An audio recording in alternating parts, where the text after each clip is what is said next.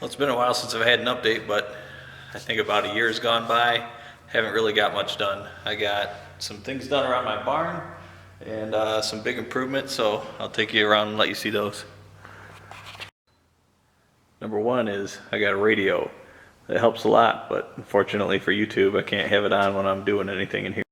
Number two is a nice size compressor. This thing helps a bunch with using the impact gun. This thing will just take bolts right off. And the big one is the hoist. This is something I've wanted since I was probably 12. So the stock wiring for the fuel tank runs back off over this way to the rear bumper and then follows up along that side of the car.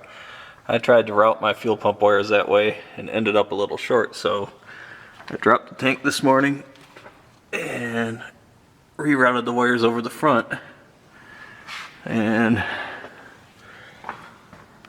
down along this frame rail,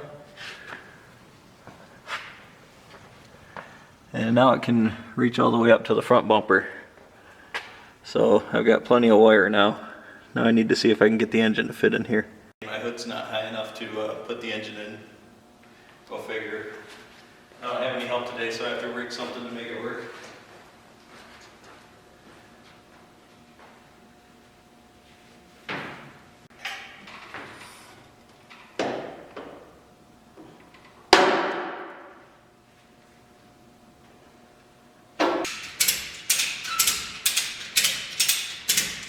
This is my first chance to stick this engine into this car. I want to see how deep this oil pan hangs down to the ground. The only experience I've got with LS swaps is in derby cars, and the two that were pretty stock, the pan was so low that it hit the dirt, and when it did, the one car, it would break the bell housing because the motor would rock forward and there weren't enough bolts in the old TH400 to hold it together, so it would just snap. So I'm assuming it'll be the same deal on this. All along I was thinking I would just cut this off flush with the oil filter and like weld on a piece of plate like I've done on the derby cars. Actually watched it done, I haven't done it myself. But I tried my new welder and I'm so horrible at it, I think I might be better off just buying one of the newer Holly pans that already has a turbo drain built in. So we'll put it in and see what happens.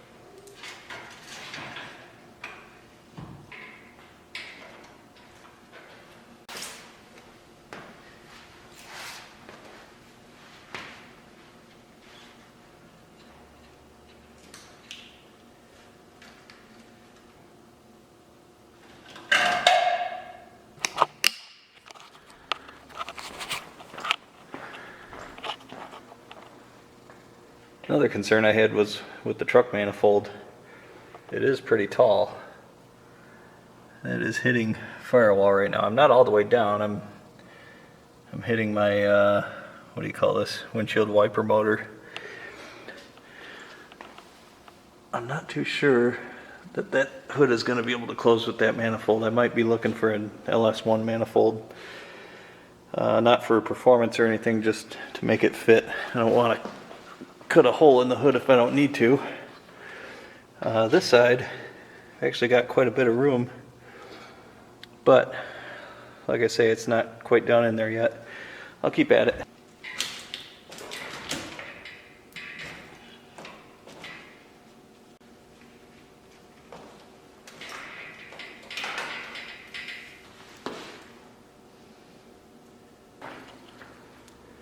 So I've got the engine laying down on the cross member. There's still contact between the coil and the wiper motor there. There's contact between the intake and the firewall, or doghouse, I guess. Not like this is a van, but this motor sits back underneath the windshield a little bit. That's kinking the brake vacuum hose. And then if I go underneath, see if we can see it from this side. Nope. So there's the oil pan sitting a good couple inches below the cross member. So if you hit a speed bump or anything on a typical Michigan road, you'll hit that oil pan and either crack the pan or break your bell housing, and that's no good. So I think that answers the question about the oil pan. Intake I'm not sure about yet. Might as well take the time and get the pistons out and do some ring gaps. I always see people saying that 26 or 28 thousandths is all you need if you tune it right. Well, I don't know how to tune. I'm guessing at all this, so I think I might just set it for 30 thousandths on all and hope that's big enough that if I get my tune a little off, it doesn't crack the top of a piston off. What else? If I buy the Holley, I forget the part number, but Denma used it on one of his builds recently. I think it was the 8x8 Mustang. It comes with the oil drain back already tapped and plugged. I think the pan actually gives a little more clearance even to the cross member underneath the car, so that might help with the intake hitting in the doghouse. Other than that, looks like there's quite a bit of room for activities here. I was thinking I would run the turbo on this side and run the exhaust down the passenger side, but it looks like I might even, hell, probably a smart thing is just go right underneath and out the side. So maybe the exhaust ends right there. Alright, so the engine looks like with oil pan and intake, possibly intake, definitely oil pan, some changes. We could get this to fit. The air conditioning pump, boy, that's going to be terrible. Let me get a light. The air conditioning pump,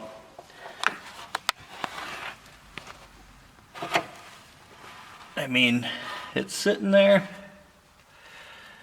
but I think it might crash into some steering, you know, might make my car only turn left sort of thing. Over on this side, pretty sure that alternator's sticking up. Yeah, that's above the hood line. And the steering pump runs into the steering box, which I think I remember now from the figure 8 car.